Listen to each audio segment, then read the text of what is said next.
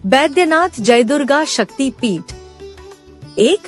देवी का कौन सा अंग यहाँ गिरा था? बैद्यनाथ में जयदुर्गा मंदिर वह स्थान है जहाँ सती का हृदय गिरा था। यहाँ सती को जय दुर्गा और भगवान भैरव को वैद्यनाथ या बैद्यनाथ के रूप में पूजा जाता है। देवी के 7 शक्ति पीठ को बैद्यनाथ धाम या बाबा धाम के नाम से जाना जाता है।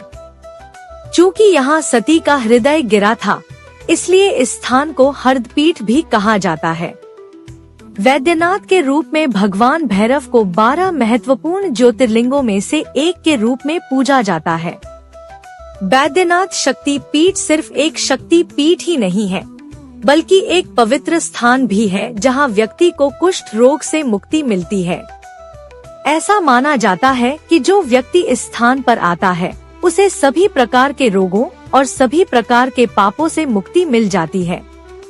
व्यक्ति के मस्तिष्क से बुरे या नकारात्मक विचार दूर हो जाते हैं।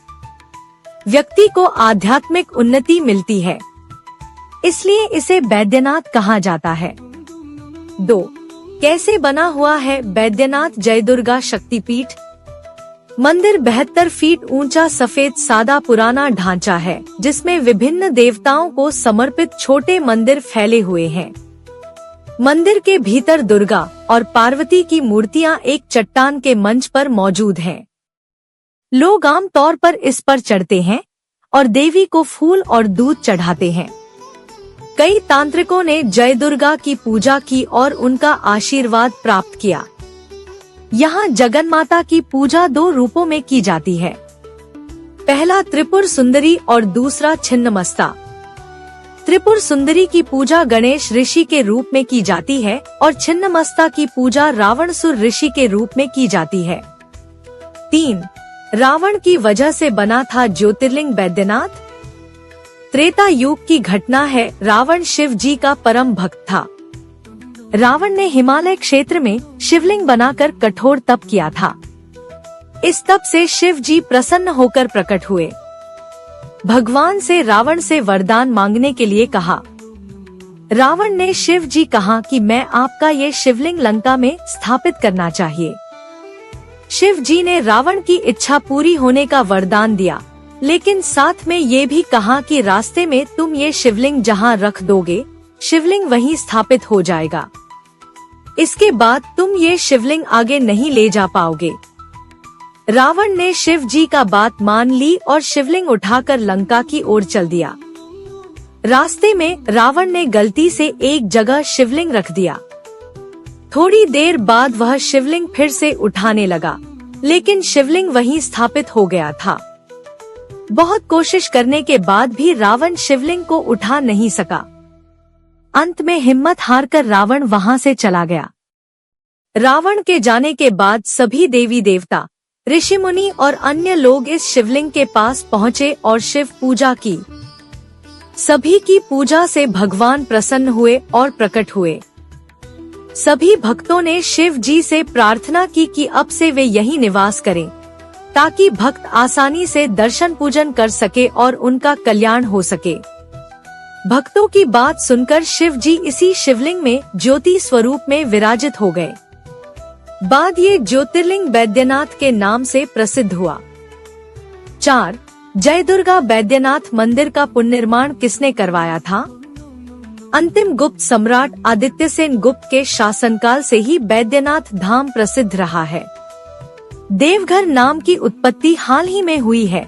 संभवतः भगवान बैद्यनाथ के विशाल मंदिर के निर्माण से इसका नाम पड़ा है। लेकिन मंदिर के सामने के आधे हिस्से के महत्वपूर्ण तत्वों का निर्माण गिद्धौर के महाराजा के पूर्वज पूरनमल ने 1596 में कराया था। 5. बैद्यनाथ जयदुर्गा मंदिर को क्यों कहा जाता है चिता भूमि? जब सती माता के पिता दक्ष प्रजापति ने एक विशाल यज्ञ का आयोजन किया, तो उन्होंने भगवान शिव को आमंत्रित नहीं किया। महादेव की सलाह के विरुद्ध सती माता यज्ञ में भाग लेने चली गयीं। वहां दक्ष प्रजापति ने भगवान शिव का सार्वजनिक रूप से अपमान किया। क्रोधित होकर और इस अपमान को सहन न कर पाने के कारण सती माता ने यज्ञ की अग्नि में प्रवेश करके अपनी जान दे दी। भगवान शिव ने यज्ञ को नष्ट कर दिया और दक्ष प्रजापति का सिर काट दिया। जब सभी ने दया की गुहार लगाई तो उन्होंने दक्ष प्रजापति को जीवित कर दिया, लेकिन बकरे का सिर लगाकर। इसके बाद भगवान शिव ने सती माता का शव उठाया और आकाश में तांडव नृत्य शुरू कर दिया। संसार को बड़ी हानि से बचाने के लिए भगवान विष्णु ने महादेव को सती माता के शरीर से अलग कर दिया। उन्होंने अपना सुदर्शन चक्र चलाया, जिससे सती माता के शरीर के 51 टुकड़े हो गए। जिन स्थानों पर ये टुकड़े गिरे वे शक्तिपीठ बन गए। देवघर में जय दुर्गा शक्तिपीठ मंदिर बैद्यनाथ ज्योतिर्लिंग मंदिर परिसर में स्थित है। इस स्थान पर सती माता का हृदय गिरा था और इसी कारण से इसे हृदय पीठ के नाम से भी जाना जाता है। बाबा धाम के नाम से भी जाना जाने वाला यह मंदिर भारत के सबसे महत्वपूर्ण धार्मिक स्थलों में से एक है। ऐसा इसलिए है क्योंकि यह उन कुछ स्थानों में से एक है जहां ज्योतिर्लिंग मंदिर और शक्तिपीठ एक साथ हैं। यह तांत्रिक शक्तिवाद का भी केंद्र है। जब भगवान विष्णु के सुदर्शन चक्र से सती माता के 51 टुकड़े हो गए थे तो यहीं उनका हृदय गिरा था। जब भगवान शिव का तांडव नृत्य समाप्त हुआ तो वे यहाँ आए और माता सती के हृदय का दाह संस्कार किया। उसके बाद से इस स्थान को चितभूमि के नाम से जाना जाने लगा। इसके बाद भगवान शिव कैलाश पर्वत पर लौट आए और एक गहरी और लंबी समाधि में चले गए। 6. मंदिर में उत्सव का आयोजन कैसे होता है? हर साल श्रावण जुलाई के आसपास और माघ फरवरी के आसपास के महीनों में वे उत्सव आयोजित किए जाते हैं। यह प्रसिद्ध तीर्थ स्थल और पर्यटन स्थल श्रावण के मेले के लिए भी जाना जाता है। जुलाई और अगस्त के महीने में 80 लाख से ज्यादा श्रद्धालु यहाँ आते हैं और गंगा से पवित्र जल लाते हैं। भगवा रंग के कपड़े पहने हुए लोगों की कतारें लगी रहती हैं और वे एक विशेष महीने में 108 किलोमीटर से ज्यादा की यात्रा करते हैं। इस दौरान लोगों की सभी इच्छाएं पूरी होती हैं। जय दुर्गा मंदिर 72 फीट की ऊंचाई पर पत्थर से बना एक सरल लेकिन आकर्षक ढांचा स्तंभ है।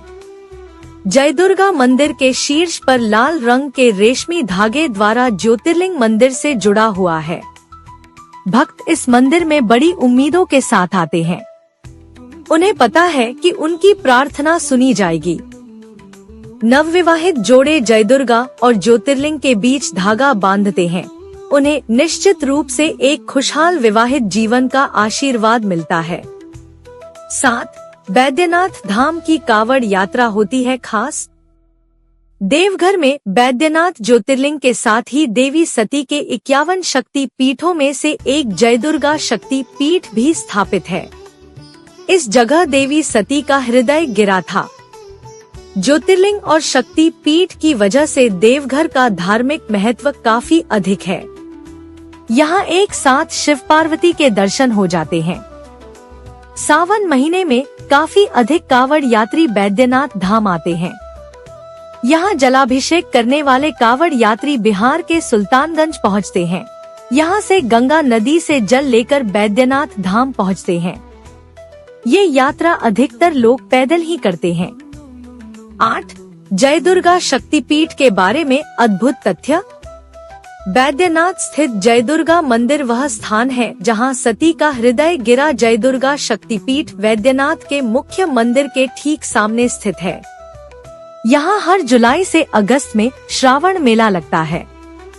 ज्योतिर्लिंग पर भक्तों को स्वयं जल से अभिषेक करने की अनुमति है।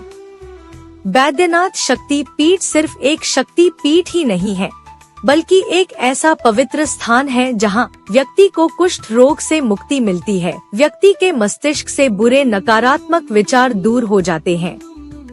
व्यक्ति को आध्यात्मिक उन्नति मिलती है